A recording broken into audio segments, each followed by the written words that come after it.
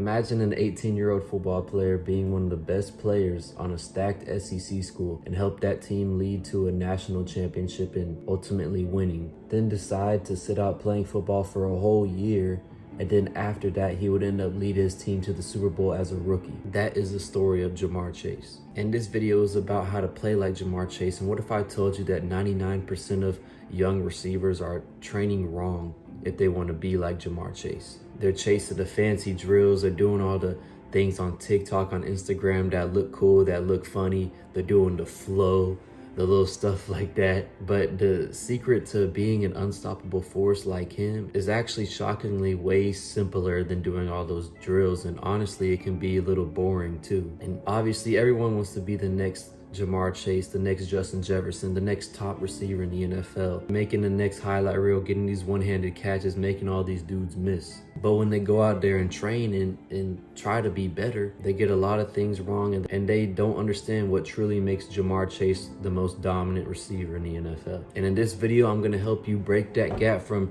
you where you are right now to you getting closer to play like Ja'Marr Chase, to play like a Triple Crown winner in the NFL. And I'm gonna be going over how Ja'Marr Chase runs his routes, okay? And then I'm gonna go over how Ja'Marr Chase trains, how to train like Ja'Marr Chase, and then I'm gonna go over the mentality of Ja'Marr Chase. And stick around to the end, because the more you watch this video, the closer you are to playing like Ja'Marr Chase, to playing like the receiver that you want to be. All right, y'all, getting straight into running routes with Ja'Marr Chase. How he runs routes, how he keeps everything simple. And the clips I'm about to show you, I'm just gonna point out to you how he keeps everything so simple. There's nothing that he does that is super flashy. It's just very technical and very fundamental, okay? And I'm gonna try to go through as much routes as I can.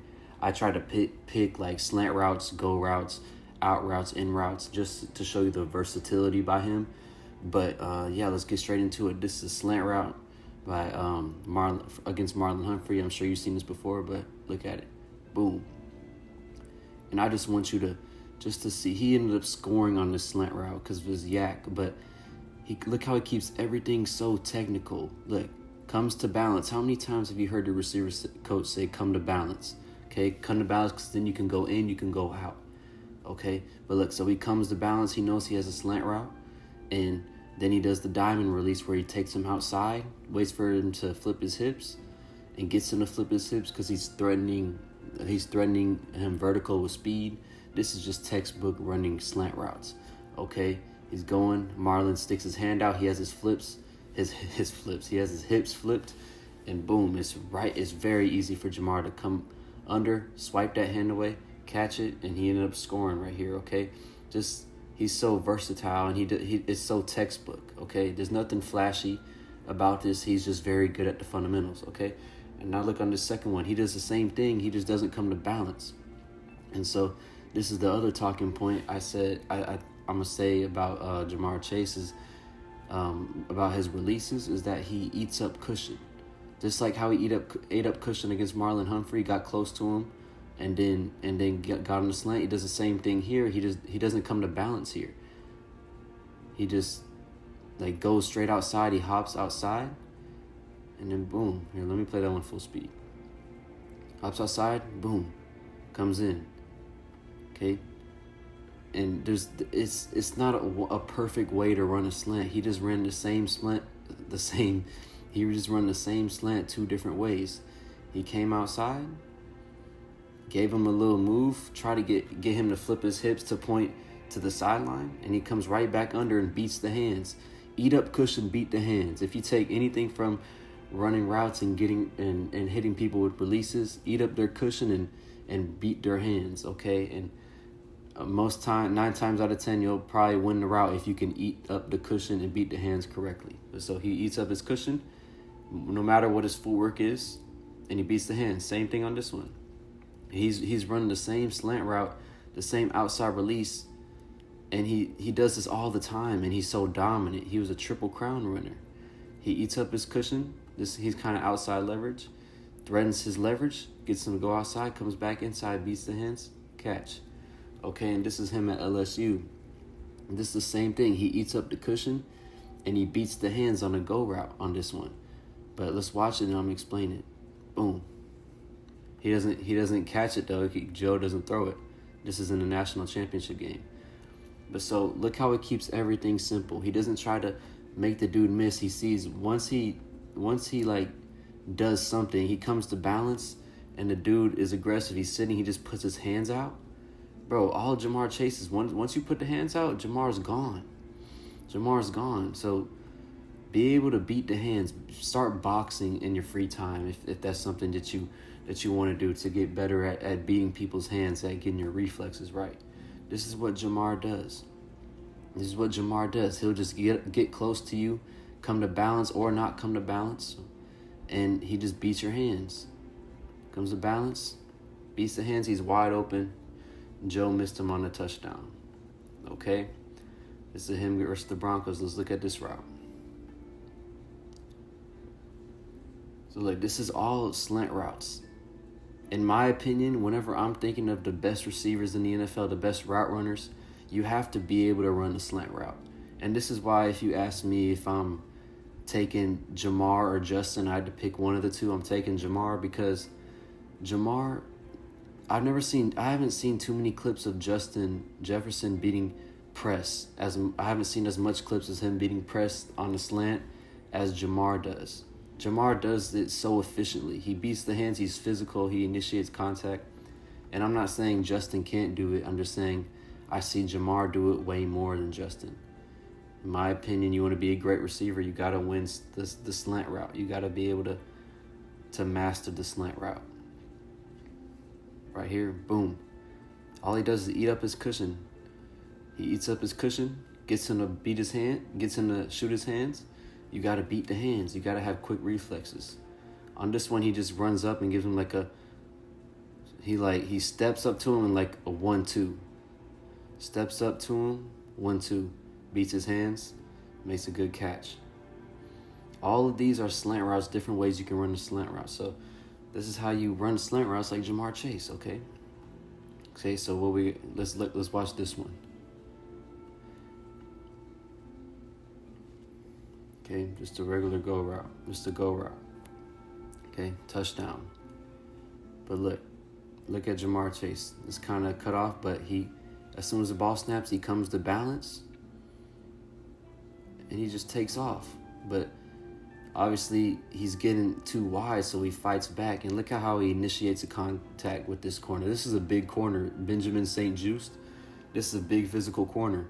But Jamar, you can't be afraid of the contact. You gotta look how he's leaning into him.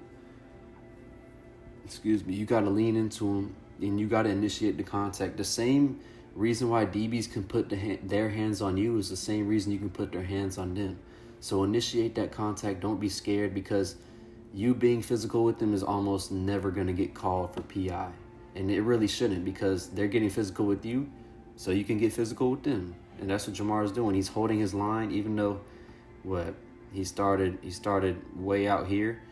He still is fighting for space on the sideline to give Joe an easier throw, and that's what he does. And then at the very end, late hands, so Benjamin St-Juste can stick his hand in there. He doesn't show his hands until like a split second right before, so he can catch it. Touchdown. But all he does is come to balance, and he's fighting to keep his space. Obviously, yeah, we want to come to balance, get outside of him and stack, but you can't always stack, because stacking is hard, especially against the NFL corner, a physical corner. So you got to just come to balance, and he just goes and fights through it. And receivers, we got to fight through the contact if we want to be great. If we want to be like Jamar Chase, we got to fight through the contact and initiate it. Okay, what's this? Out route. So look, just no crazy release. Just a speed release. Just goes straight out. Just straight out. No, nothing crazy at all. None of these weird TikTok releases. Straights out, fakes his eyes, cuts on the slant. And I want you to look on his foot right here. Look at where he's planting. He's planting at what? Like, I'm going to say like the 38-yard line, 37. Let's see where he gets flat. And he gets flat at around 35. That's textbook. And then he comes back to the ball. This is the textbook way you want to run out versus press versus not versus press. You want to plant, and you want to get flat in 3 yards. And how Jamar Chase does this, and Justin Jefferson does it too, where he gets flat and he comes back, because coming back to the ball gives you a better chance of catching it. And the DB, it puts the DB in trouble, because if you don't come back to the ball, he would have a better chance at, at getting a pass breakup. But he comes back to the ball, and it's really simple. He's very good at just the come to balance, eat up his cushion, just sticking his speed outs. This is if you want to get like Jamar Chase, this is what you got to do. You got to get very good at the speed outs, the come to balances, the eating up his cushion and beating the hands, your speed ins, your snap downs. Okay, this is what Jamar Chase does.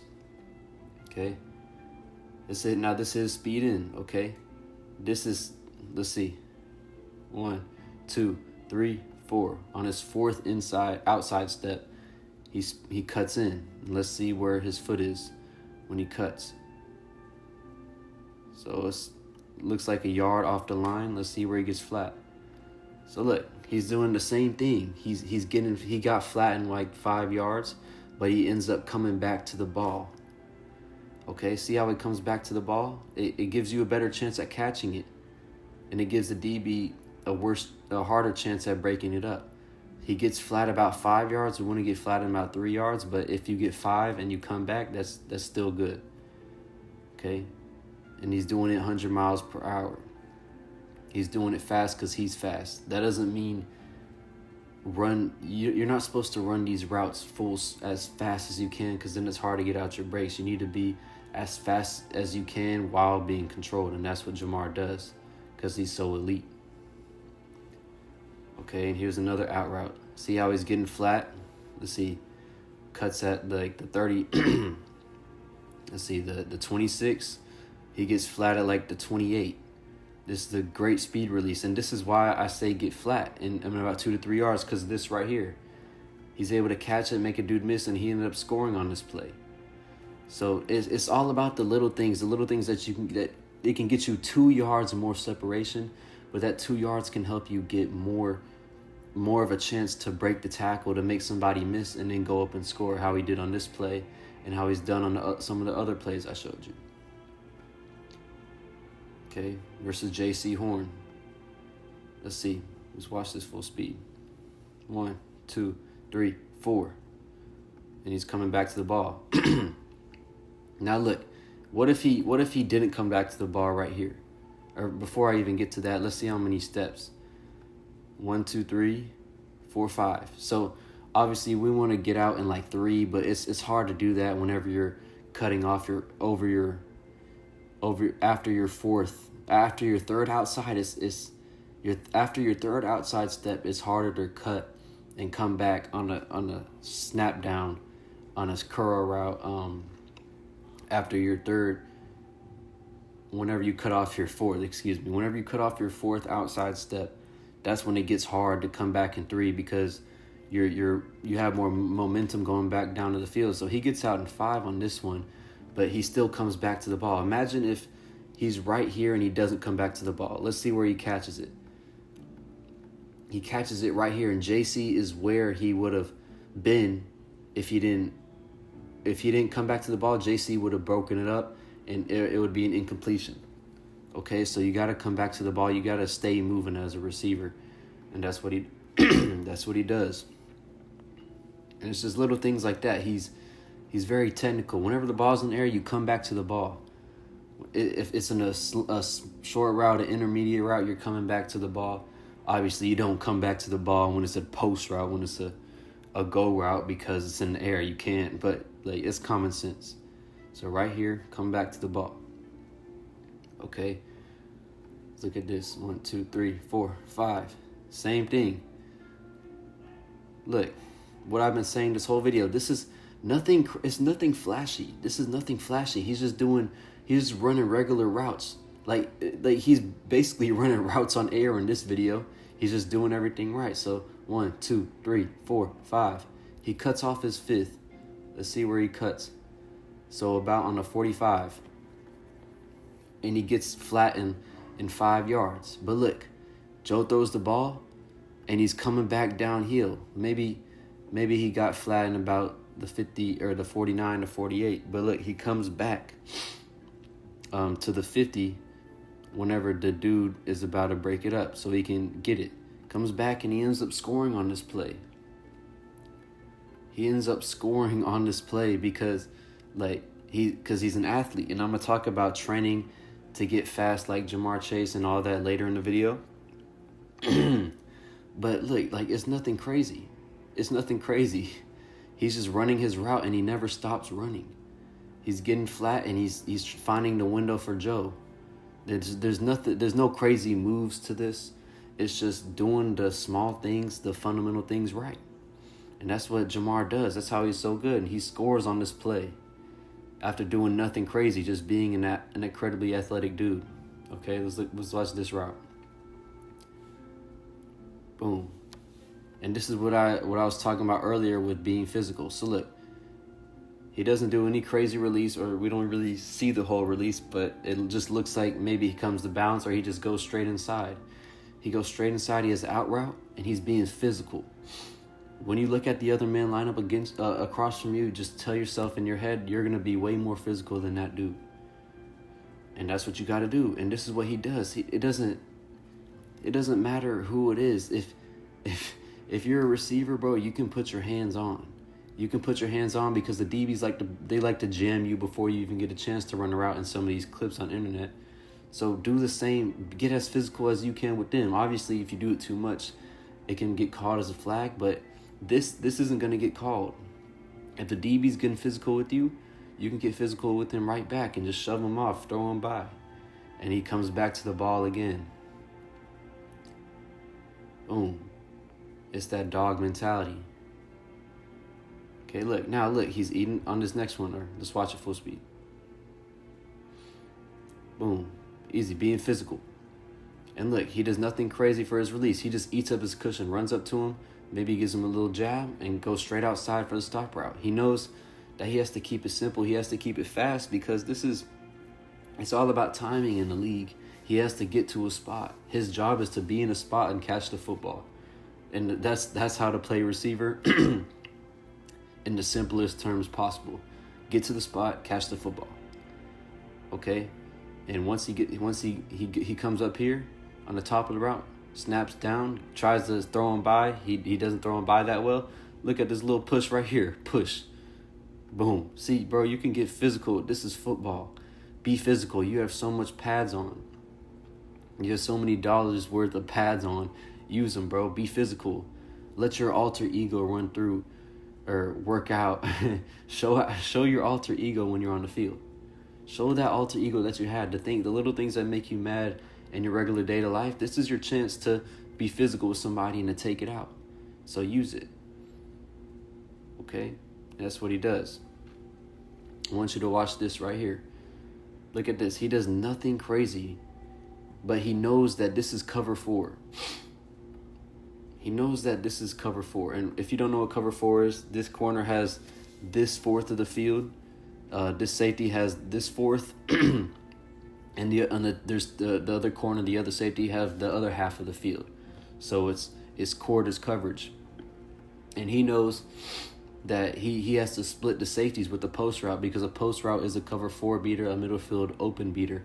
And so he doesn't have to do a crazy stick or anything. He knows he's fast, so he just has to run a post route. It's basically running a post route on air, and that's what he does.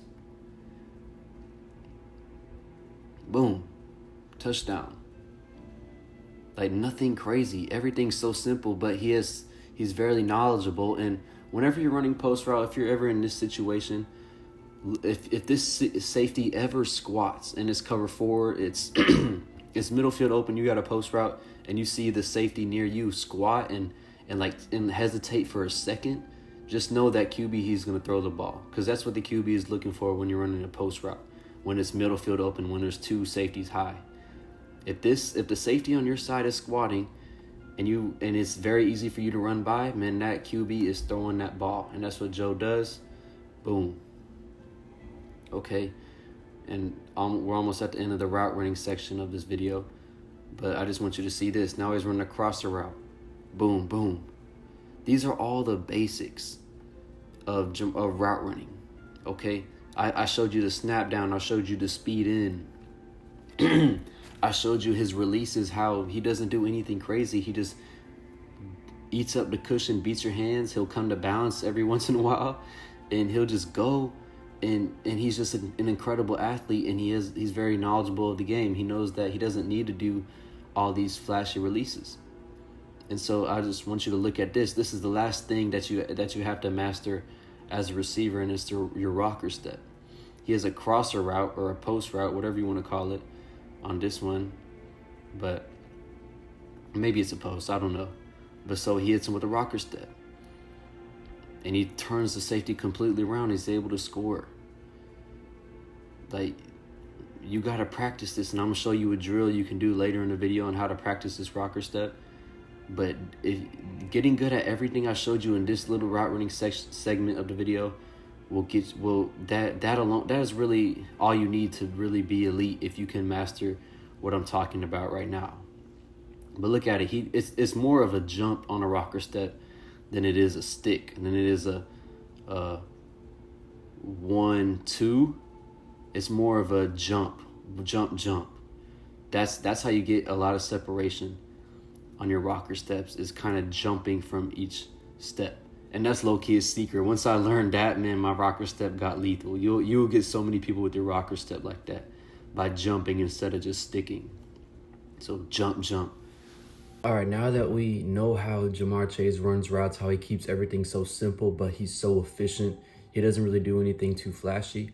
Now we got to see how he trains to be like this, okay? And the number one thing that I think that young athletes, and like myself included, that we need to put more focus on in the weight room or just in training in general, is to just instead of training for looks, training for the big arms, the biceps, the V taper, even though that training like that, having that motivation to train is good, we should put our focus on just getting strong as fuck, just getting as strong as we can. So if we wanted to bench and we wanted to get our arms bigger, like put more focus on like the weight that you want to bench. So like, instead of just saying, oh, I want to get my arms bigger, focus on upping that weight 5 pounds each week. So if you're stuck at 135, you can only do that for 1 rep. Put on a 5 pound each way on 145 and try that next week. And it's called progressive overload, and it's really upping the weight each week as much as you can, and never staying at one weight the whole time. That is how you get super strong. And the message I want to tell you, I want to relay to you, is strength translates into explosiveness. Strength translates into speed. So if we can get super strong with our legs, super strong with our arms, we're going to be more explosive, because we're not, as football players, we're not just lifting. We're always putting those lifts into movement into our sport. And so the more we play football and the stronger we get, the more explosive we will be in those movements. And so that is how Ja'Marr Chase is so explosive, that he's very strong in his body weight. He's very strong. You probably seen him power clean like 315 pounds, okay? So whatever workouts you're doing, make sure you're never staying at one level. Unless like it's a day before a game, and I don't want you to push yourself too much like a day before a game. But if you're lifting in season, make sure you're getting strong. Like, we don't want to get super strong. That's in the season lifting. That shouldn't be our main focus. But still try to get stronger as the season goes by. Try to put 5 pounds or 2.5 on each side each week, just to make sure you're slowly getting better. And then in the off season, that's when you can put more focus on lifting weights. But the message I want to relate to you is how to train, bro. Whatever movements you're doing, and I'm not too big of a fan of squats and power cleans and front squats and just Olympic lifts. I'm not too big a fan of that, because it doesn't reinforce healthy movement patterns. It increases the chance of you getting hurt if you're not careful. Just whatever lifts you're doing, get strong. Get as strong as you can, and progressive overload over time, okay?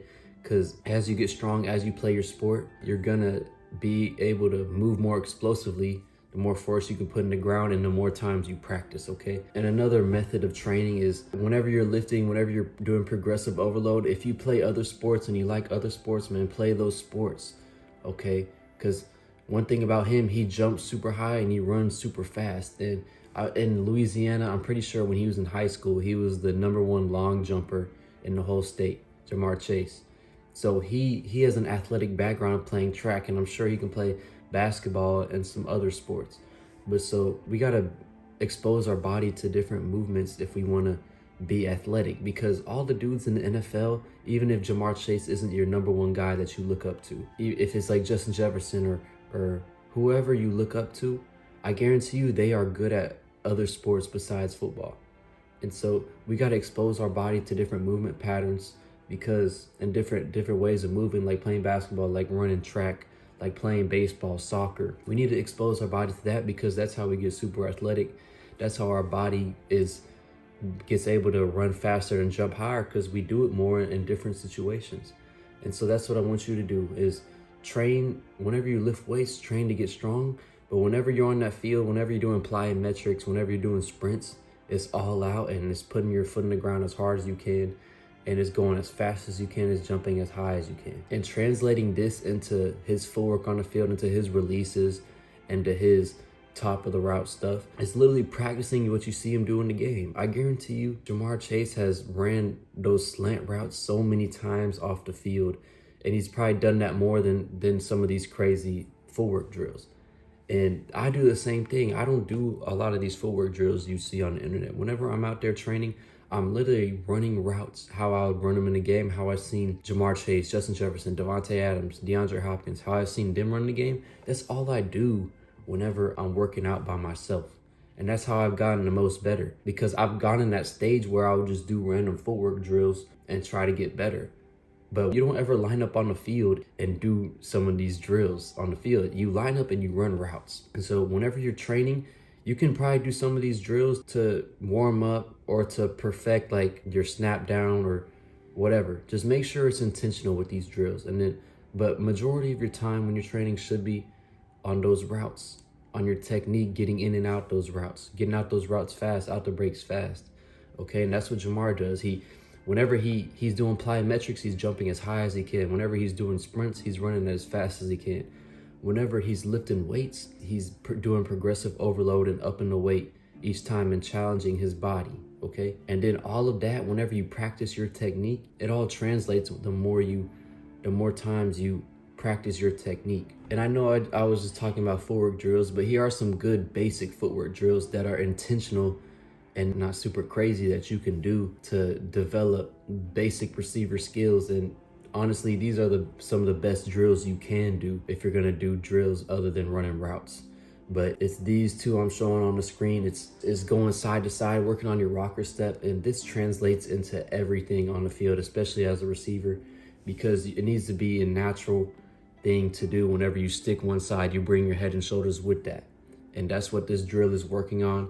You really need to master this drill, because this is the most fundamental thing, is whenever you stick, you bring your head and shoulders with you. And that's if I had to do footwork drills my whole life, it would, and I couldn't run routes in practice, then I would do this. This is the one drill I would do. And the last thing I have to say about the training is, like, there's no one workout, one lift that you will do that Jamar Chase does. Jamar Chase has had trainers since he was in high school, since he was young. Whenever you have trainers, they take care of all of that exercise for you. Whatever they have you doing, whatever movements they have you doing, do those movements and do them to the best of your ability. There's no one lift, like doing a squat and that's the only lift you do and you'll be a faster player, like you will be the best player. No. There's other lifts that you can do, and the lifts don't really matter. It's really how much you practice your technique and how intentional you are with your technique that matters. So if you were expecting me to give you like a workout to do in this section of the video, then I just want to leave you with, it doesn't matter what workouts you do in the weight room. If you're doing it intense and you're doing progressive overload, that's fine, okay? Because the thing that translates most to the field isn't the movements you do in the weight room. It's the movements you practice that are as close as they can possibly be to how you play in the game, okay? And that's going on the field, running routes with the QB, with a dude in front of you, or 11 dudes in front of you. That's the most translatable thing that will happen in your training. That's what'll get you the most benefits to getting better at football. The weight room is just to get strong, because strength translates into speed whenever you put in the proper mechanics. And we're putting in the proper mechanics by running routes, doing our releases, catching the football, jumping on the fade route, things like that. That's the most translatable thing for you to play like Jamar Chase, okay? Now we're gonna get into his mentality. And One of my friends that I went to high school with, he actually went to high school with Jamar Chase. And he told me, it's not a crazy story, but it's insightful what he told me, or what I heard about how Jamar Chase was in high school. Okay, and whatever we found out that he went to high school with Jamar Chase, I think he was a freshman, Jamar was a senior. And we asked him, like, what was he like? Because he's Jamar Chase. And all he said was, bro, he's an asshole. I'm sure you've seen the clips of that girl trying to hug him and try to like get on his good side after like a night at the club, and he just kind of side hugs her and keeps going. And she gives him that look. Like Jamar Chase, he has that backbone to him. He has thick skin. If he doesn't want you, he's gonna let you know he doesn't want you. If he wants to go hard, he's gonna go hard. And so he has a backbone. He knows what he wants. And that girl, he didn't want that girl. So he showed her, he just gave her a side hug and kept it pushing. I know it sounds cringy to say, oh, he's the alpha male and all that, but like, honestly, he is. And that's how he is on the field. When he's on the field, he's like, man, I'm open 24/7. He has that 7-Eleven chain. He's open 24 hours, 24 hours a day, 7 days a week. That's his mentality. He's the alpha on the field. And I know, like, I know it sounds cringy and all, but like, that's the mentality you gotta have. No man is gonna embarrass me on this field. I'm gonna embarrass every single one of these players that are trying to stop me on this field. And I'm sure you've seen the picture of him playing against the Steelers and him going up to Minkah Fitzpatrick, arguably one of the best safeties in the NFL, and he's just throwing up his middle fingers against Minkah Fitzpatrick. Like, it's the competitiveness in him that's doing that. It's that alpha mentality that he's the best on the field, that he's the most dominant on the field. That's him. That's Jamar Chase. That's his mentality when he goes into training, when he goes into route running, when he's on the field, when the ball's in the air. That's his mentality. Nobody's going to stop him, okay? Nobody, okay? So if you want to play like Jamar Chase, this is the video for you. I'm glad that you watched this whole video through, because hopefully you learned something that you can apply to your life right now. And yeah, I'm excited for you. And now that you know how to play like Jamar Chase, here's a video teaching you how to upgrade your mindset like Jamar.